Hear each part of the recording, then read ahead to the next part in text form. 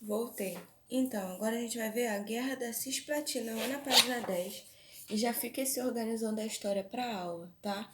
Devido a ser referente à Confederação do Equador que a gente acabou de ver. Então, a gente faz esse dever aí. A Guerra da Cisplatina tem esse nome pela sua região da Cisplatina, que corresponde aqui onde se localiza hoje o país Uruguai, tá? Essa região aqui, ela era do Brasil, era anexada ao Brasil nos anos de Dom João VI. Ou seja, vamos ler um pouquinho que a gente vai entender. A repressão à Confederação do Equador em 1824 não foi suficiente para estabilizar o governo de Dom Pedro. Ou seja, em seguida já vai ter essa guerra. O imperador voltou a enfrentar problemas para a preservação das fronteiras nacionais pouco tempo depois. Ele acabou de lutar contra um tipo de separação e agora outra separação que ia acontecer lá na região da Cisplatina. Eles querem se tornar independentes também. Vamos ver que todo mundo tá de saco cheio de Dom Pedro, né? Todo mundo quer deixar ele sozinho aí. Então, em 6 de maio de 1826, Dom Pedro I discursou na abertura da primeira Assembleia Geral do Brasil.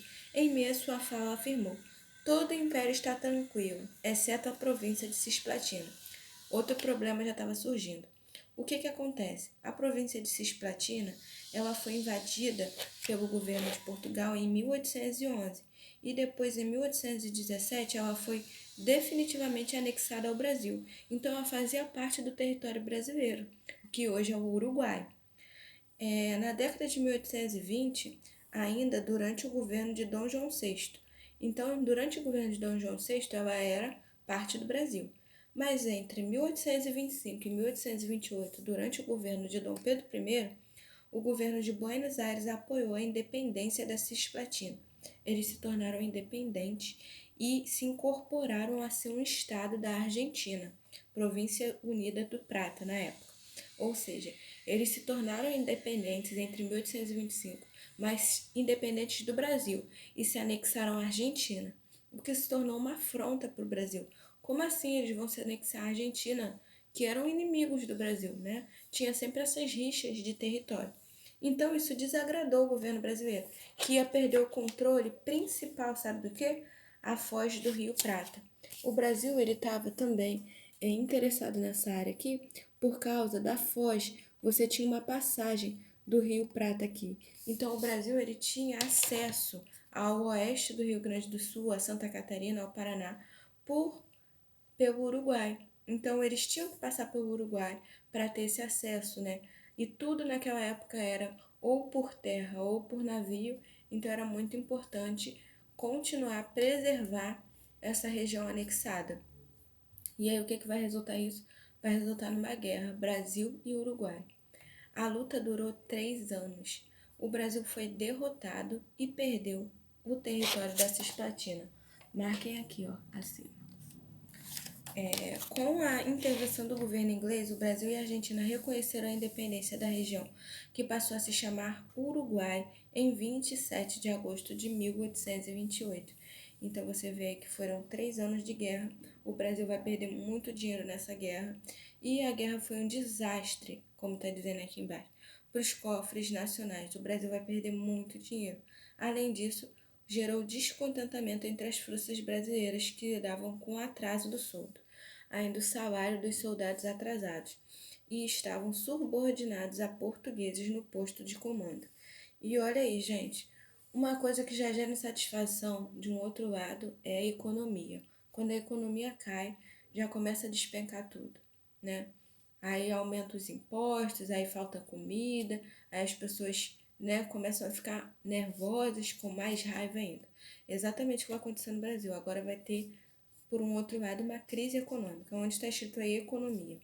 Se o final do século XVIII marca o declínio das riquezas brasileiras, com a descrescente produção aurífera, produção de ouro, e a decadência do açúcar, o início do período do Brasil Império afirma a retomada de um desses produtos, o açúcar. Antes que o café, na segunda metade do século, ganhasse destaque e se tornasse o item mais importante de exportação do país. Então, nós vemos aí que a partir de ter gastado muito nessa guerra, 3 anos de guerra, e os cofres nacionais, né? Os cofres brasileiros, eles ficaram, né, arrasados. Depois você vai ter um levante aí nessa situação com o crescimento da produção do açúcar. E na metade desse século, em 1850, o crescimento do café. A gente vai ser o maior exportador mundial de café em 1850, o que nós somos até hoje, né? Então a gente vê que são altos e baixos, né, gente? Assim como na nossa vida, às vezes você vê altos e baixos, né? Na nossa história de vida, um dia a gente tá bem, um dia a gente tá lá em cima, tá se sentindo, outro dia a gente tá se sentindo mal, são fases, né? Nada que não vai passar, nada que não vai passar, né? Como já diz o poeta, eu esqueci a frase que ele fala,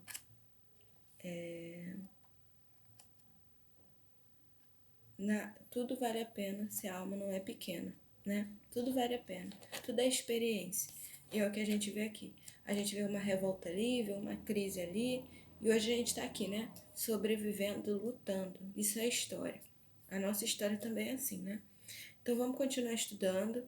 Para aula, eu vou deixar página 8 sobre aí a Constituição, página 10 sobre a Confederação. E para casa, eu vou ver um exercício lá no caderno de atividades e coloco aqui embaixo para vocês, tá bom? Fiquem com Deus, um abraço.